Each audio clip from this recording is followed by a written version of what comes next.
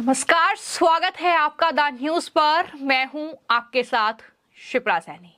बिहार के मुख्यमंत्री नीतीश कुमार एक बार फिर से पलटी मारेंगे। जी हां, कुछ ऐसे ही संकेत फिलहाल बिहार की सियासत से मिल रहे हैं। जिस तरीके से लगातार उथल पुथल का दौर बिहार में जारी है और बैठकों का सिलसिला चल रहा है। जी हां, एक तरफ बिहार के मुख्यमंत्री नीतीश कुमार जेडीयू के नेताओं के साथ अपने सीएम आवास पर बैठक कर रहे हैं, तो वहीं मैं आपको यह बता दूं कि 27 और 28 जनवरी को बिहार बीजेपी ने जो विधायक हैं, एमएलए हैं, साथ ही सांसद हैं बिहार के, उनकी मीटिंग बुला ली है। तो आरजेडी भी पीछे नहीं है, आरजेडी ने भी मीटिंग बुलाई है। तो इस तरीके से लगातार बैठकों का दौर जारी है। क्या बिहार में एक बार फिर पलटी मारेंगे नीतीश कुमार? क्योंकि फिलहाल यही तस्वीर नजर आ रही है, जिस तरीके से नीतीश कुमार की पार्टी जेडीयू और आरजेडी के बीच लगातार जो तल्खियां हैं वो बढ़ती जा रही हैं। आज कार्यक्रम में भी तेजस्वी यादव नहीं पहुंचे, वो लालू प्रसाद यादव के साथ मीटिंग कर रहे थे। वहां तमाम आरजेडी के नेताओं का जमावड़ा था। तो यहां पर जीतन राम मांझी से लेकर नीरज कुमार और तमाम सुशील कुमार मोदी, बीजेपी के बड़े नेता, उनके लगातार बोल बदल रहे हैं और ये कह रहे हैं कि दरअसल तो आए बड़ी अच्छे माहौल दिखे, नीतीश जी के साथ मुलाकात भी हुई। क्या बात हुई? बात हुई, हालचाल पूछे तो हालचाल हुआ।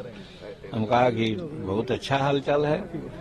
सबकी नजर आप पे ही है, वो महागठबंधन हो, एनडीए हो। मांझी जी की पूछ बहुत है आज बहुत है। चलिए, हम सौभाग्यशाली हैं। कहा जा रहा है कि आपको उधर से भी फोन आया है, हाँ। डिप्टी सीएम पोस्ट ऑफर दिया जा रहा है आपको। नहीं, हम तो आपके लड़के को हम तो कह रहे हैं हमारे लड़के को चीफ मिनिस्टर का ऑफर दिया जा रहा है।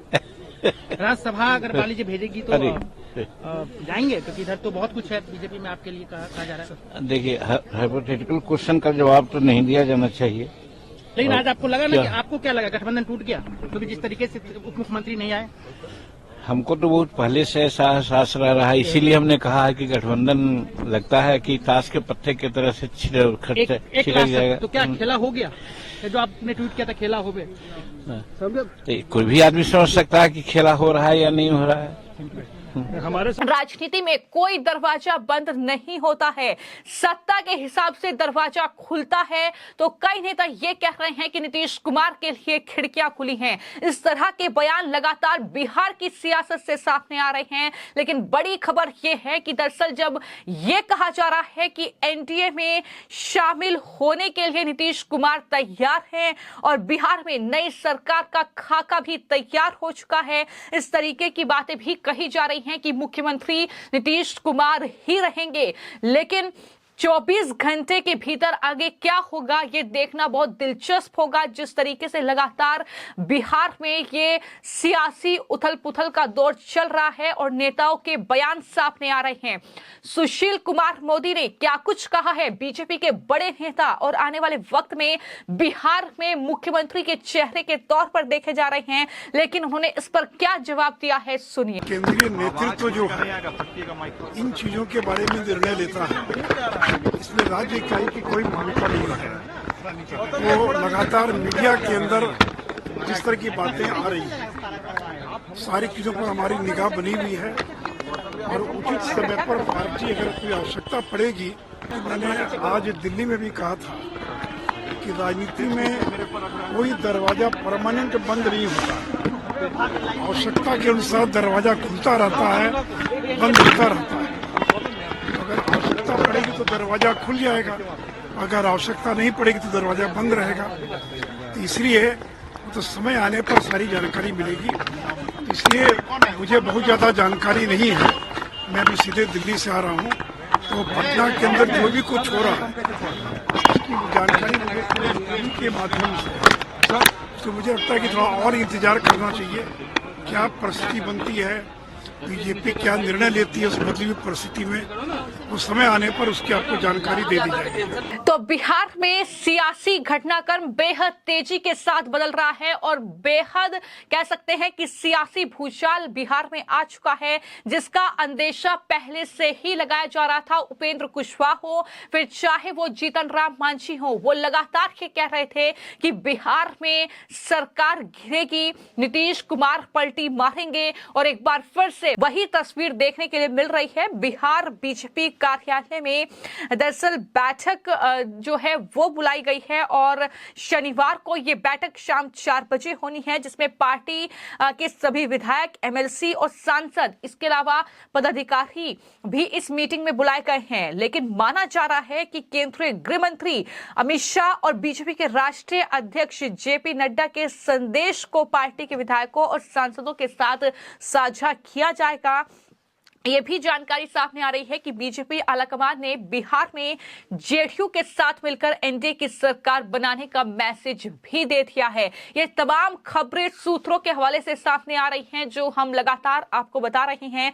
बिहार में जिस तरीके से बैठकों का सिलसिला जारी है, वहां पर आरजेडी के लिए मुश्किलें बढ़ती दिखाई दे रही हैं और न सिर्फ आरजेडी बल्कि पूरा इंडिया अलायंस कहीं ना कहीं अब जिस तरीके से बिखर रहा था, लेकिन अब कहीं ना कहीं नीतीश कुमार अगर पलटी मारते हैं तो कहीं ना कहीं विपक्ष के लिए बहुत बड़ी मुश्किल खड़ी हो जाएगी। यही वजह है कि लगातार जो है बयानों का सिलसिला जारी है। नीरज कुमार जो कि जेडीयू के नेता हैं, उनकी तरफ से बड़ा बयान देते हुए मनोज झा जो कि आरजेडी के नेता हैं, उन्हें जवाब दिया गया है और उन्होंने ये कहा है कि ऐसा कहा जा रहा है कि हमारे नेता यानी नीतीश कुमार को भ्रम दूर करना चाहिए। लेकिन नीरज कुमार ने यह कहा कि नीतीश कुमार को कभी कोई भ्रम नहीं था, वो राजनीति में हमेशा फ्रंट फुट पर खेलते रहे हैं। जब उनसे बिहार के सीएम नीतीश कुमार की एनडीए में वापसी के बारे में सवाल पूछा गया तो किस तरीके से नीरज कुमार ने जवाब दिया है, सुनिए। देश गणतंत्र दिवस मना रहा है और बिहार के सियासी हलके में तमाम तरह की चर्चाएं हैं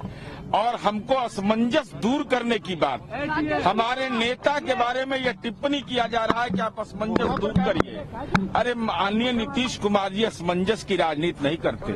नीतीश कुमार जी सीधे तौर पर राजनीति करते हैं और हम न असमंजस में जनता को रखते हैं, न हम अपने दल के कार्यकर्ताओं को रखते हैं, न किसी को रखते हैं। अब जिनके मन में असमंजस है वो जाने। अरे अल्टीमेटम हमको कौन देगा? अल्टीमेटम वाले हम लोग हैं, हम जनता की सेवा करने वाले लोग हैं। तो इस तरीके से जेडीयू और आरजेडी के नेताओं के बीच भी कहीं ना कहीं तलखियां बढ़ती दिखाई दे रही हैं। जिस तरीके से ये खबर अब कहीं ना कहीं जोर पकड़ रही है कि नीतीश कुमार जो है कुछ ही घंटों के भीतर फैसला ले सकते हैं और पलटी मार सकते हैं, क्योंकि फिलहाल कहीं ना कहीं इसके कह सकते हैं कि पक्की खबर इसको मानी जा रही है। जिस तरीके से बिहार में सियासी हलचल काफी तेज है, नेताओं का दिल्ली आना, बीजेपी के और फिर वापस पटना जाना, ये तमाम चीजें कहीं ना कहीं इस और इशारा कर रही हैं कि बीजेपी के नेताओं को कहीं ना कहीं समझाया गया है, बिहार बीजेपी के नेताओं को, और उसके बाद अब कहीं ना कहीं सिलसिला आगे बढ़ेगा।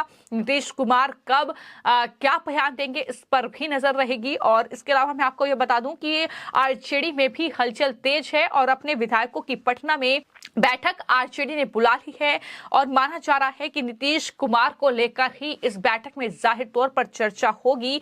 जानकारी ये भी मिल रही है कि दरअसल दोपहर 1 बजे ये मीटिंग जो है वो पटना में होगी शनिवार को। मीटिंग में सभी विधायक शामिल हो, तेजस्वी यादव समेत आरजेडी के तमाम बड़े नेता शामिल होंगे। खबर ये भी सामने आ रही है कि कांग्रेस के भी 8 से 10 विधायक हैं जो कि बीजेपी के संपर्क में हैं। तो कुल मिलाकर बिहार में नीतीश कुमार बड़ा खेला करने की तैयारी में हैं और ये खेला होगा आरजेडी के साथ, ये खेला होगा इंडिया अलायंस के साथ, क्योंकि नीतीश कुमार वो नेता थे जिन्होंने इंडिया अलायंस की नींव रखी, लेकिन जिस तरीके से उन्हें बाहर का रास्ता दिखाया गया, जिस तरीके से उन्हें दरकिनार किया गया, वो नीतीश कुमार जाहिर तौर पर बर्दाश्त नहीं कर पाए, ऐसा लग रहा है। जिस तरीके से ये लगातार सियासी उथल पुथल बिहार में चल रही है और उसके बाद ये बड़ा फैसला नीतीश कुमार लेने जा रहे हैं, ऐसा सूत्रों के हवाले से लगातार जानकारी मिल रही है। इसके अलावा बात की जाए तो जिस तरीके से लालू प्रसाद यादव की बेटी ने दरअसल पोस्ट किया था, उसको लेकर भी नीतीश कुमार काफी ज्यादा नाराज थे और स्पष्टीकरण उन्होंने मांगा था, लेकिन उसके बाद लालू की बेटी ने वो पोस्ट डिलीट किया। लेकिन जो शब्द थे जाहिर तौर पर वो नीतीश कुमार के जहन में बैठ गए और उसके बाद ये तमाम तस्वीरें बिहार की सियासत से फिलहाल सामने आ रही है। आने वाले कुछ घंटों में बिहार में क्या होगा, बड़ा खेला वाला, ये भी सबकी नजरें इस पर रहेगी। क्या वाकई नीतीश कुमार जो कि पलटी मारने के लिए जाने जाते हैं, एक बार फिर से पलटेंगे? इस पर ही सबकी नजरें टिकी हुई हैं। फिलहाल आपकी इस पूरे मामले को लेकर क्या राय है, हमें कमेंट बॉक्स में जरूर लिखें। धन्यवाद।